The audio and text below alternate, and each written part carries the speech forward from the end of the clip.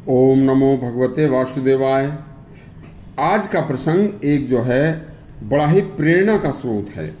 भगवान गौतम बुद्ध के एक चीन देश से आए हुए एक शिष्य की इसमें एक कहानी है, सुनिए।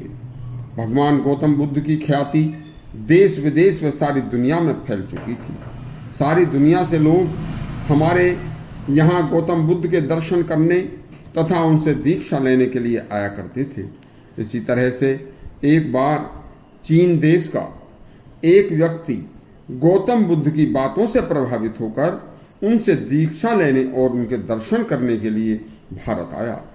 कई दिनों तक भगवान गौतम बुद्ध के आश्रम में रहकर उसने गौतम बुद्ध से कहा कि हे भगवान, मुझे कोई ऐसा कार्य बता दीजिए जिससे मेरे देश के गरीब लोगों को लाभ पहुंचे तथा मेरे मरने के बाद भी लोग मेरे द्वारा किए कार्य को देखकर खुशी का अनुभव करें और मुझे याद करें। उस समय चीन देश में बहुत गरीबी व भूखमरी का आलम था।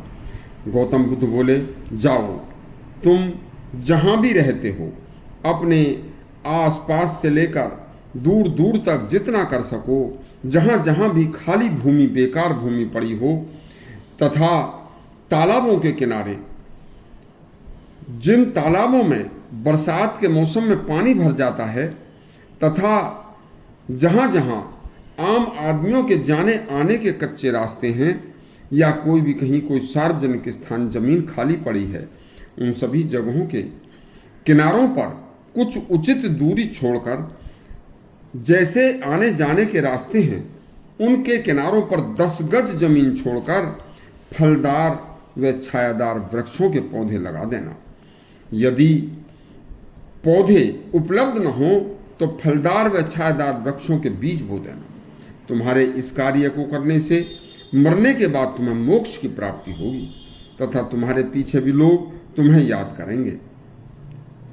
लेकिन पुत्र, एक बात का ध्यान रखना कि कोई भी वृक्ष अपने द्वारा बिना फलों वाला या बिना किसी काम वाला मत लगाना। अब वह चीनी युवक गौतम बुद्ध से दीक्षा लेकर अपने देश को चला गया और उसने अपने क्षेत्र के सभी आम रास्तों पर तथा तालाब पोखर के किनारों पर तथा खाली पड़ी बेकार जमीनों पर फलदार पौधे लगाने शुरू कर दिए। इसके साथ साथ वह मौसम के अनुसार मौसमी सब्जी के बीज भी बो दिया करता था। उसका यह कार्य देखकर कुछ अन्य युवक भी उसका हाथ बटाने लगे और देखते ही देखते थोड़े ही वर्षों में वह पूरा क्षेत्र हरा भरा और हर मौसम के हर फलों से वह सब्जियों के लिए जाना जाने लगा। इसके बाद वहां के शासक को जब यह पता चला तो शासक ने आकर स्वयं देखकर उस व्यक्ति की मेहनत से प्रभावित होकर सरकारी मदद भी शुरू करा दी और वह क्षेत्र कई प्रकार के फलों का निर्यात का केंद्र बन गया था। और इस सब के साथ साथ वहां उस क्षेत्र के सभी नागरिकों, मनुष्यों ने बौद्ध धर्म भी अपना लिया था और धीरे धीरे एक व्यक्ति द्वारा किए गए अच्छे कार्य ने चीन को 50% से भी ज्यादा बौद्ध बना दिया था। लोग चीन से भारत आने लगे और गौतम बुद्ध से दीक्षा लेकर जाते थे। इस तरह एक अच्छी दीक्षा चीन के उस क्षेत्र की समृद्धि का कारण बनी थी। हमारे यहाँ भी पहले राजे महाराजे और राजा सभी सड़कों रास्तों के किनारों पर फलदार वृक्ष लगाया करते थे, लेकिन आज उल्टा हो गया है। सड़कों के किनारे फलदार वृक्ष लगाने बिल्कुल बंद हो गए हैं, जबकि सड़कों पर व नहरों पर फलदार वृक्ष आम, नीम, जामुन, गूलर, पीपल, शीशम आदि लगाए जाने चाहिए, जो रास्ते राहगीरों से लेकर वन्य जीवों तक के लिए फायदेमंद हैं।